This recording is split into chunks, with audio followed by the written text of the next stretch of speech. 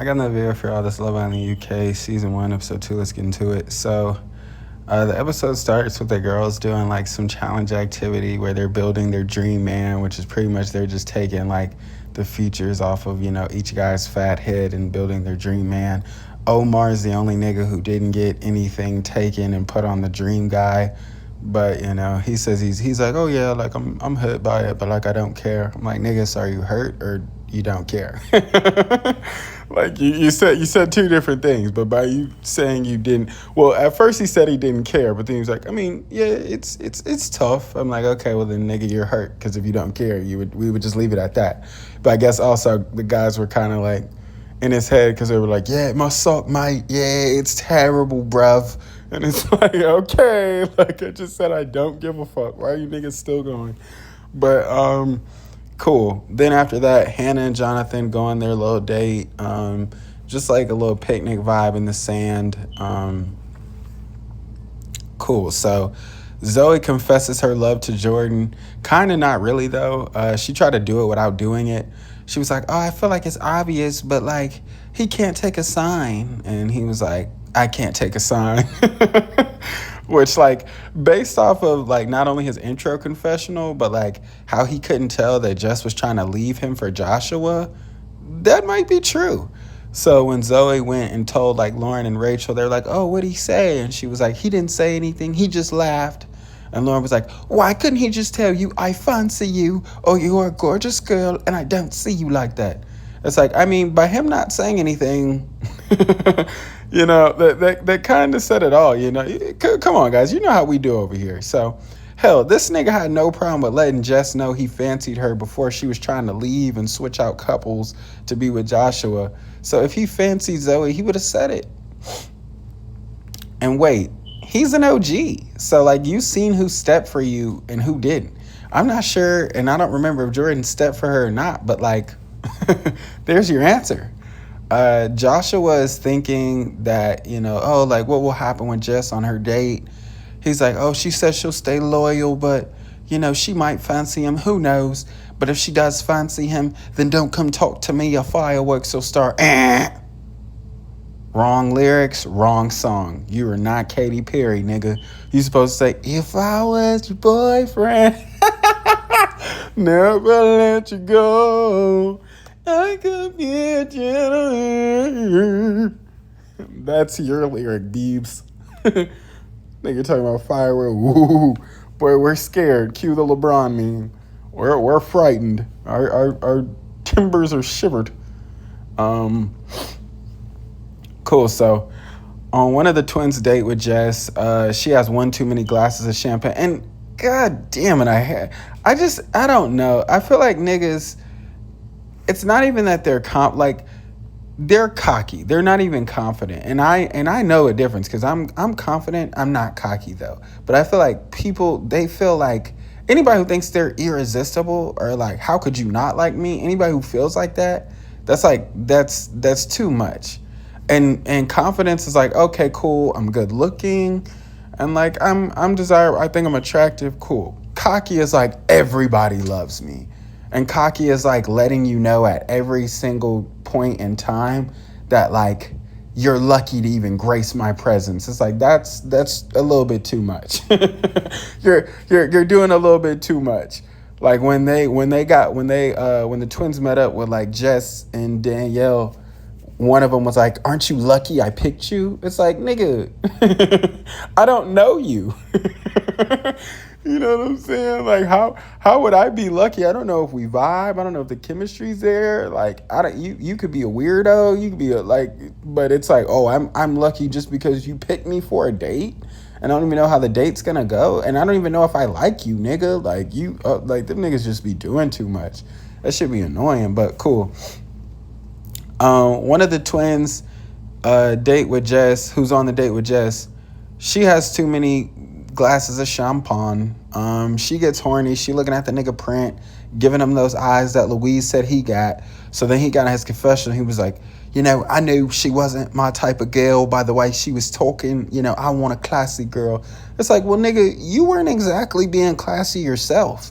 You know what I'm saying? Like, you was doing the whole sexual innuendo every sentence type thing, nigga. She spilled some champagne on the bed, and he was like, "Oh, like women stay proper wet with me. It happens a lot."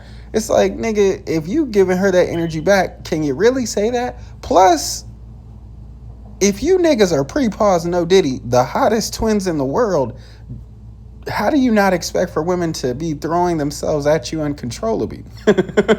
You know what I'm saying? Like, right? Since you niggas are so irresistible, since you niggas are all that, you know what I'm saying? Since she's so lucky that you picked her, you should be expecting for a woman to be acting this way. Also, this is why I like Love Island UK, because they be letting them drink as much as they want to and roll up in that bitch. That's what I'm talking about. And getting drunk off champagne is crazy. I don't know about y'all, but like wine and champagne never got me drunk.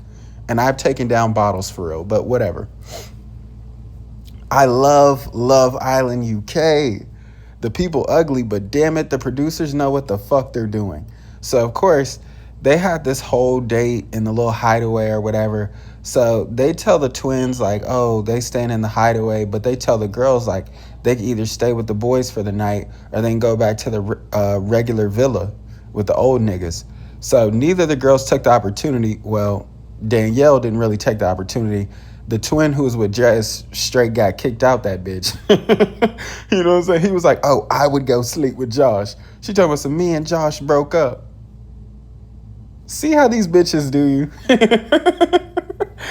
Ditch you for a nigga that wouldn't even look at him twice. And before y'all say she was drunk, nigga, she was sober in that damn confessional when she couldn't read if the nigga liked her or not. And honestly, magically, when he said that she should go sleep with Josh, it's almost like she sobered up a bit. You know what I'm saying? Like that nigga, the one who was with Jess had me weak. Cause she's standing up there talking about some, oh, I'm tempted to stay. This nigga's just looking off into the nothingness, nodding his head like, what the fuck? That nigga had me crying, bro. I'm like, he's over here really hot off the fact that she's really thinking about saying, she's talking about, oh, I make my decision now, I can't go back on it. Babe, he doesn't care. He doesn't care. He does not give a fuck. The nigga is advising you to go back with your old nigga. Like, what are we saying? And it's like it was a point she even got in her confessional, like when she got back, this is after what I'm about to mention, but when she got back, she was in her confessional like, oh, like, Joshua better be proper grateful that I'm coming back, because if not, I'll just switch and go to the other one. And it's like, I'm so glad when you hoes just say, you know, how you really feel, and when you just admit that you have standby niggas and you have options, even though that nigga's not a standby nigga and not an option.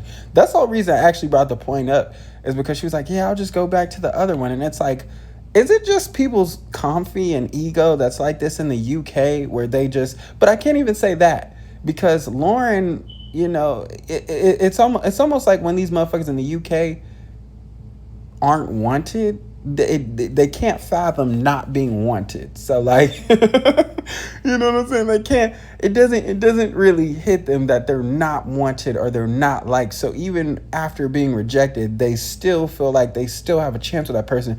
I don't know if that's just a UK thing where it's like they're comfy and their ego is just next level. But it's like, in that same token, the point I was about to bring up, the point that about Lauren, which isn't the point that I was about to bring up. I got one more point, but the point about Lauren made me say, well, nigga, that can't be true. And there's no way that could be true, because when you think about it, Lauren felt like she was the ugly duckling and she's not wanted. And well, she's not wanted, but nigga, she feels, you know, doubt in her head. She feels insecurity in her head. She feels like, so it can't be a UK thing, because Lauren feels like she's not wanted, even though yes, she isn't wanted, but like it actually is like registering to her. But like for Jessica, she's like, oh yeah, like if fucking Joshua was not appreciative that I came back to him, then, you know, I'll just go back to one of the twins. And it's like, well, that nigga doesn't even want you. So how is that possible? The nigga just, he told you go back to that nigga. You know what I'm saying? And then also too, it's like, if I'm Joshua, like how proper thankful can I be? You know what I'm saying? Like how proper grateful can I really be? It's like I'm glad. Like, do they have movie night in the UK? They've got to have movie night. I mean, by this time, movie night is like halfway towards the end of the season, so it's like if him and Jess are even going to be together at that point, it's debatable. It's still on the table. It's up for grabs. Who really fucking knows? But you know what I'm saying? We'll see. We'll see. So it maybe won't matter then, but it's like, imagine, like, Joshua's over here, which he was grateful, and that's my point. That's the point that I'm about to bring up or whatever. It's just so hilarious. It's like, but imagine if he knew what was going on in there, and like you're coming back and you're like, be grateful, and he knows that like you were in there fucking throwing yourself at the nigga and the nigga didn't want you. But it's like, okay, cool. But this is the point that I was gonna bring up. When Danielle gets back, and it kind of coincides with what I just said, but when Danielle gets back, she's like, I made my decision. And then she hugs Chris, and everybody's like, aw. It's like, crazy part is, like, they don't even know, like, she was in there calling that man Chris a friend, nigga. Like, what do you mean? And then you and this nigga had no bond, no chemistry, whatever. Like, it would have definitely been different had you guys actually cracked on with them. You know what I'm saying? Like, it's so funny how these hoes lie. Like, I feel like Rihanna, I love the way you lie, nigga. But Drazy, Drazy part is, I don't even love the way you lie because it fucking sucks. Like, when Jess got back, Joshua was all over the balcony like, not so much Italian stallions, huh? It's like, nigga, he didn't even want your bitch. Settle in. You know what I'm saying? Like, she also said y'all not together. She didn't even claim you. She said y'all broke up. And she didn't even come in and speak to you first like Danielle did. She went and spoke to the girls. You know what I'm saying? What the fuck is you talking about? She went to debrief with the girls. After debriefing with the girls, she went to debrief with everybody else. Her trifling ass talking about, whole time I was in there, I just thought, I miss my boys. I miss my boys. Bitch. The whole wish you was. Amigo say like, these hoes ain't worth a goddamn penny off the ground. I'm like, this is crazy.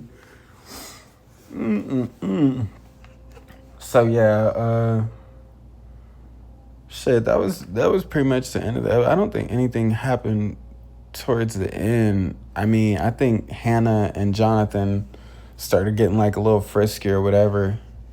But yeah, that was pretty much the end of this one. Really wasn't too much, but that shit just had me crying. I'm like, what the fuck? But yeah, cool. Anyway though, that video, like, subscribe, share, friends.